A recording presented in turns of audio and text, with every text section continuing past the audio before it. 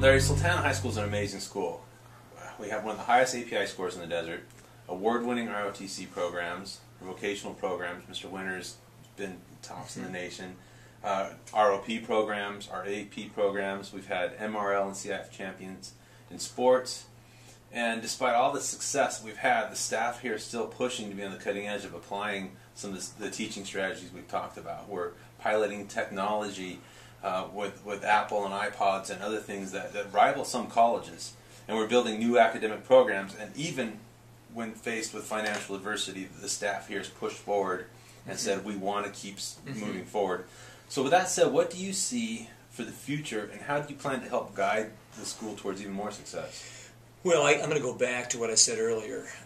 It's about resources. I mean, it's about making sure that you get those resources, but also resources include people and not only skills but relationships. I think that the key thing, when you ask, what are some of the goals and what are the next steps? You are absolutely right. This is the best. Not only the reason why it's the dream job for me is because of a lot of those things that you said. This is a great school, and you go back to the years that Mr. Challoner put together and Mr. Smith and Mr. McCullum and Mr. Marsh. They have continually built a wonderful school. We have a great staff. We have great kids. We have all of those things that you just mentioned. I mean, we've been very successful, and that's an exciting thing to be able to be part of. Now, it's also, like I said, a humbling piece, too. We want to continue that. We want to be on the cutting edge. And any school that I've ever been involved with, even my work at the district office, we want to be on the cutting edge. And whether that be technologically, whether that be with some of the vocational skills, when you talk about, some kids, we would love to have kids on the path to college. I believe that is the answer for most kids, but some kids want to get right out and they want to work. We want to be able to offer those things. You talk about online, we had talked about that earlier, some online classes and things. That will never be something, in my opinion, that's ever going to replace a teacher. You need to have teachers. There's no question about that. But we want to be able to be flexible enough that we can help kids through credit recovery. We want to help kids who have made some tough, wrong decisions perhaps early on in their career that want to catch up. We want to be able to offer them opportunities that way. So I see the modern high school, changing over time. And certainly, like you said, we're going to be adapting to a lot of the things that students are gravitating to, and that really is in the technological world. And so I think that my job is to make sure that I allow people to take risks, that I support that I roll up my sleeves and get involved, in whatever way that folks think that I need to be involved with that.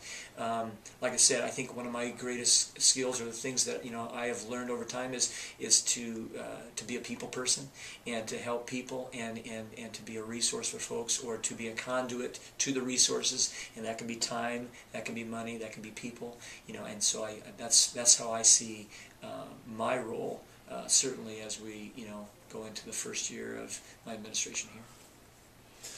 I hadn't planned on this question, but I'm going to go ahead and throw this in. Are you kind of excited to be here the first year that I believe, have Oak Hills coming into the sporting leagues as well? Right. And kind of have, yeah. There's been a renewed rivalry. The Key game last year, I think, was one of the best in years. It was although awesome. The outcome wasn't what I would prefer. Right. I was right there on the sidelines. I thought we had it in the Key game, and certainly I'm a competitive person. I have a strong sports background. My dad has coached basketball for 40 years at the high school and junior college and college level. So I've been around that. Sports are a very important part. We spend a lot of our time talking about academics because academics is what we're here for. But athletics, drama, music, you mentioned some of the award-winning programs we have in other areas, vocational, all the other activities, those are hooks that we hook in with kids. And so you talk about Oak Hills, and we get back to that. I'm excited about that.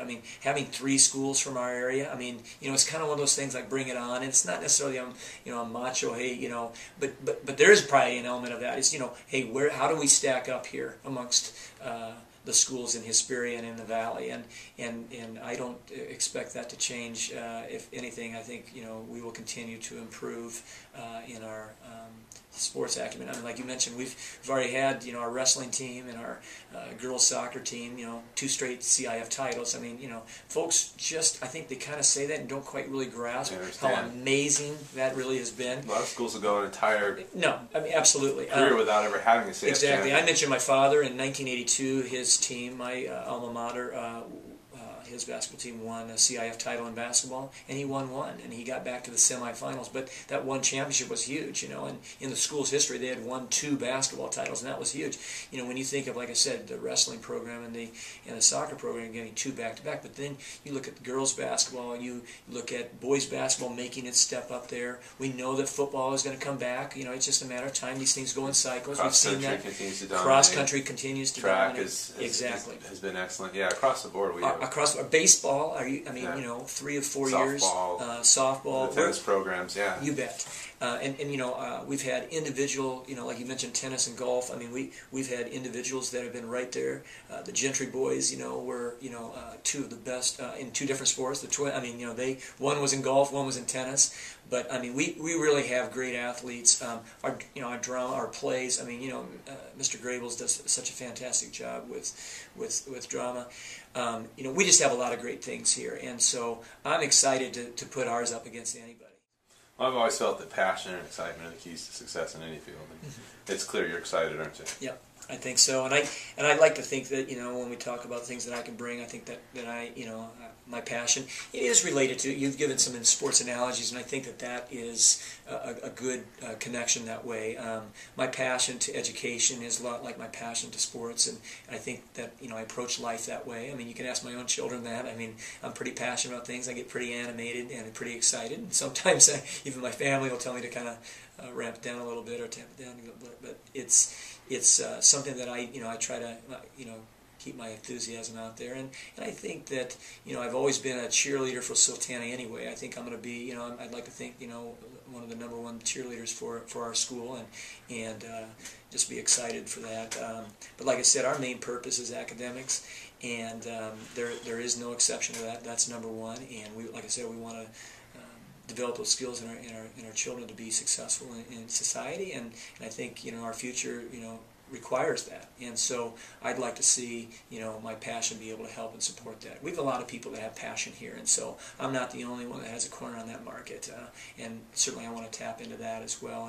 And if folks are a little more introverted, or if folks are a little more to themselves, that's fine as well. I mean, everybody has their role and has their place. And a team, you know, you look at the Lakers that just won. I mean, every person contributed. Yeah, you have your Kobe's and you have your Pau Gasols, but you also have people that, you know, are role players that do their part very well. And, you know, you wouldn't win a championship without Derek Fisher, and you probably wouldn't win a championship without some of the practice players that help them get better. And so I think that when we look at our team here, everybody has a role, and I'm fully expecting everybody to do their part to help our team be successful. And you know, it's going to be difficult in many respects this year, but there's also exciting things on the horizon, and I think, you know, we'll have bumps, but we're going to get over those, and I think just staying the course will require all of us to be together on the same page. All right. Any final words? Well, once again, I'm just excited about being at Sultana. Like I said, we've said it several times, it is my dream job, and it's my dream job because it's such a wonderful place, and has a great history, and I'd certainly like to be that link to the history, but I certainly want to be a step to the future as well. And when we talk about things like technology and all those things that are certainly, you know, moving at a rapid pace, we want to make sure that Sultana continues into the future. We're not going to be stuck in the past. We're going to be moving to the future, but it doesn't hurt to have a nice link to the past and have good traditions here, and I'm a guy that really likes that kind of stuff. So looking forward to working with the staff, the students, the parents, the community.